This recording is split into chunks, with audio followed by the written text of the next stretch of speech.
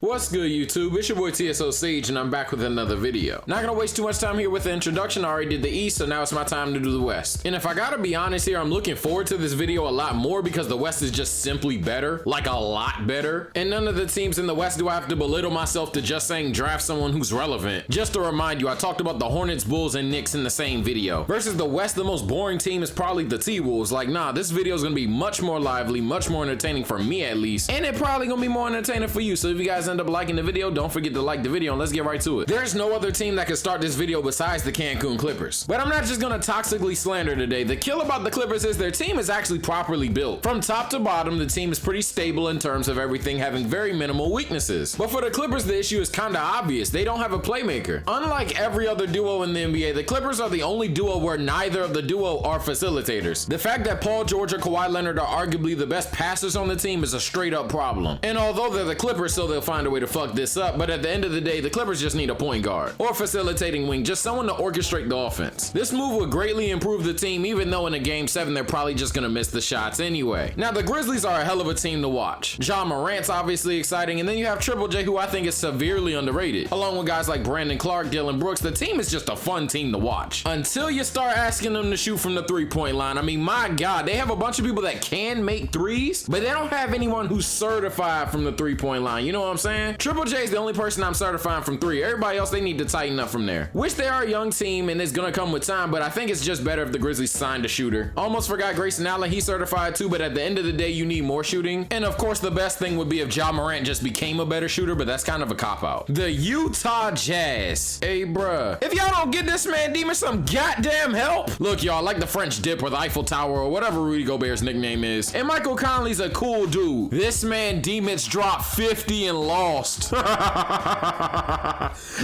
bro, get him some help on the offensive end, please. I'm not asking for Bradley Beal or nothing crazy like that, but get a guy that can put the ball on the ground and get some buckets, can create his own shot. Scratch that, not one, like 3 or 4 guys, my God. Now for the Sacramento Kings fans, hear me out. Do I think the Kings should tank? No. Do I think the Kings should not try to make the playoffs next season? No. But I really think y'all should just trade Buddy Hield. The chances you actually win with him are slim to none, and you can get a haul for him. The Kings are one of those teams right now where they have a bunch of role players who are good, but not good enough to necessarily win you a championship. And even though I'm not huge on Bagley right now, Bagley and Fox are clearly the Kings' future. And as nice as a Fox, Bagley, Buddy Hield Big 3 sounds, considering contract and age, I don't think that's how things are gonna turn out. I'm not necessarily the biggest Marvin Bagley fan, but I know he's certainly gonna be a little bit better, at least better than what he is today. Fox, on the other hand, I think is by far the most underrated point guard in the league, and he certainly hasn't hit his ceiling yet. But what I'm saying is by the time Fox and Bagley are playing their best basketball, Buddy Hield's gonna be on the decline at minimum, or he's not gonna be as beneficial contract wise now that you gotta pay Fox and Bagley. Not that Buddy Hield being 30 is a major problem, and I'm saying he's gonna be a bum at 30. I hate when people do that, but I just don't see Buddy Hield winning in Sacramento. Just my opinion though, but I can certainly see the counter argument for it. Now when it comes to the Lakers, a lot of LeBron fans want retention. I'm gonna tell you right now, if the Lakers were to sign everybody back and just reload into next season, hell no, we ain't winning anything. The two most annoying things to me personally about the Lakers last year were the fact that even though our big man rotation was elite, having Dwight or McGee on the floor wasn't exactly our best lineup. The constant rotation of having a rim protector on the floor 24/7 was annoying as hell, and I want that to remain. But then here comes flaw number 2, which is everybody else on the team don't shoot well enough to make up for McGee or Dwight being on the floor. So in my opinion, the thing I want to see the Lakers do the most is get taller shooters. If we could have a guy like Gallo or Bertans next to AD, yeah, say goodbye. Hell, he wouldn't play the 4, but the fact that a guy like Evan Fournier is 6'8", he would be a nice rotational piece. And I've stated several times how underrated he is. But yeah, signing tall shooters, especially guys who can put the ball on the floor like Gallo and Fournier, would not only take our small ball lineup to a new level, but when AD finally sits out, we have shooters that are good enough to keep up the pace of play. Nothing was more annoying than watching Bron and AD go to work, then subbing AD out for Dwight, and then watching Bron pass to a bunch of shooters that can't shoot. And any player that's gonna take away minutes from Kyle Kuzma is a player that I want on my team immediately. In my opinion, the Dallas Mavericks have the brightest future in the NBA. Obviously, Luka and KP are a major factor in that, but also I believe the Mavericks have one quick fix. If the Mavericks acquire what I'm about to say, I'm not gonna say they're contenders or anything, but they'll definitely be a threat. Can y'all get 2 players that defend better than Dorian Finney-Smith? Oh my goodness. I know it's the modern era and we love offense and I value offense more than defense, but my God, like Dorian Finney-Smith is their best defender. That's a problem. You ain't beating nobody if you're telling Dorian Finney-Smith to guard your best player. It's just not gonna happen. I ain't trying to disrespect dude or anything. I've been chill this whole video, but I mean, come on, nah.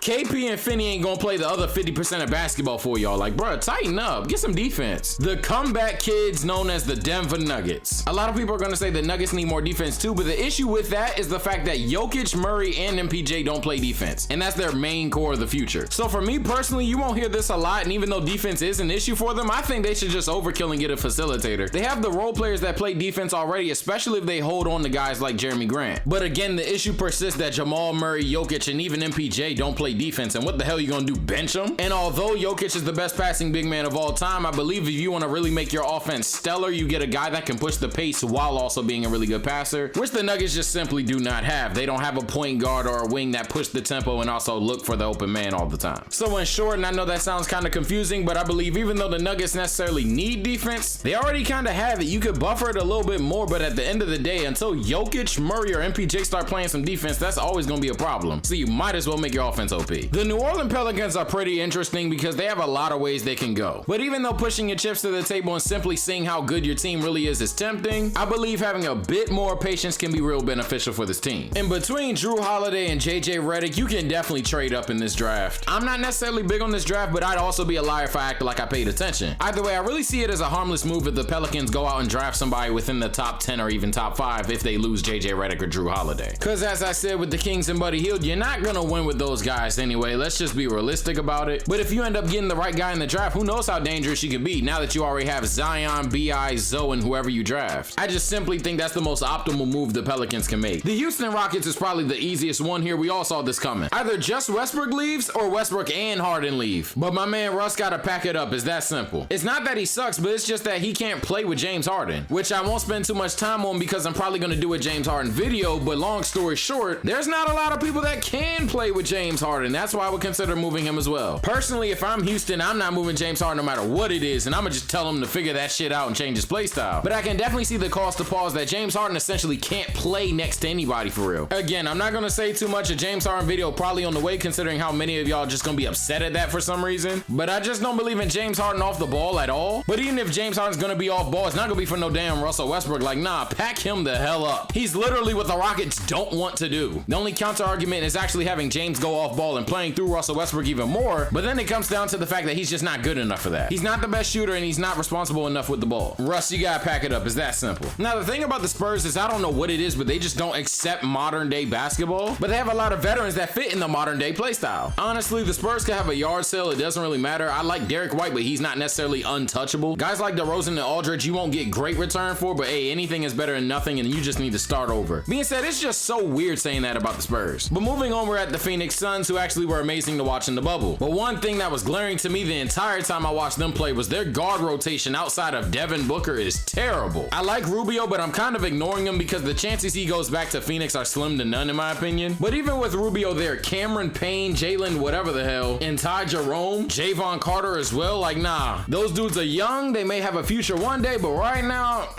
it's not even a team need. I'm not asking for a shooter or a defender or anything. You just need more talent at the guard position. Now, I love the Thunder, but it's pretty much a mute point because they already know it. You guys peaked. It's as simple as that. And just coming off the loss of a hell of a coach and probably losing Chris Paul later down the line, yeah, just start it over, bro. I don't suggest being really terrible, but you're probably gonna end up that way considering you're in the West. But Thunder fans, don't worry. Remember the Paul George trade? If you guys suck, you're actually gonna be amazing in 2 years. And I just want to take a brief moment to congratulate y'all for that. The fact that the assets you got for Paul George at worst rival what we gave up for AD is so crazy. And to be honest, you got a lot more. Shai Gilgeous is a hell of a player. Gallinari at the time was a hell of a player. And all of them first round picks, like bro, that was a hell of a trade. Now here's one thing about the T-Wolves that nobody's been talking about and I've been really confused by. I know a lot of people like DAngelo Russell. Hell, I love DAngelo Russell once upon a time. But let's just be honest with ourselves for one moment. Do we really think that Cat, D'Lo, and one starter plus caliber player is gonna carry the T-Wolves to the playoffs in the West? I can understand why you feel that way, but I'm not sold. I hear rumors all the time about the T-Wolves trading the #1 pick, which is fine, but what if they package D'Lo with that? Because although I don't think D'Lo as a co-star is gonna be good enough for the T-Wolves to make the playoffs, D'Lo and the #1 pick in the draft is a lot of value for any team trading a superstar. For real, that's probably your best offer, especially if you get Malik Beasley too. All I'm saying is the T-Wolves should really consider getting a guy better than DAngelo Russell. Whether you think that's a free agent, a guy in the draft, or someone you trade for, just get someone better than D'Lo because you're gonna be disappointed. I don't need to spend too much time on the Portland Trail Blazers. We all know this was coming. Either you trade CJ, you get some goddamn defense. It's your call. I don't even think I have to go into detail about that. That's common knowledge. And lastly, for the Golden State Warriors, honestly speaking, for the love of God, don't settle in the draft. Unless there's something about LaMelo Ball, Anthony Edwards, or James Wiseman that we just don't know about today. I don't get that superstar vibe from either of them. So for the love of God, don't settle in the draft. Trade that pick for somebody. And I say this without a second thought because I know damn well if the Warriors don't trade for anybody and walk out the draft with James Wiseman, I'm perfectly fine with that. But if I see Steph and Clay with a stacked bench, or God forbid even another superstar, I might actually cry. Again, if you think someone in the draft is that cold, fine, take them. But if I'm the Warriors, I'd rather even fill out my bench or take 2 quality starters before I draft. But only time will tell how good these kids are, so I could just be saying some dumb shit right now. Either way, that's gonna do it for today's video. It's me, your boy TSO Sage. I came at y'all with a little chill video today because the next videos are gonna be kind of crazy. I gotta store my energy up for those because it's gonna get toxic, I ain't gonna lie. But regardless, if you guys like the video, don't forget to like the video. If you like my content, subscribe, it means a lot. But it's been your boy TSO Sage. Trust me, the next couple videos gonna be insane. But until then, take care and stay blessed.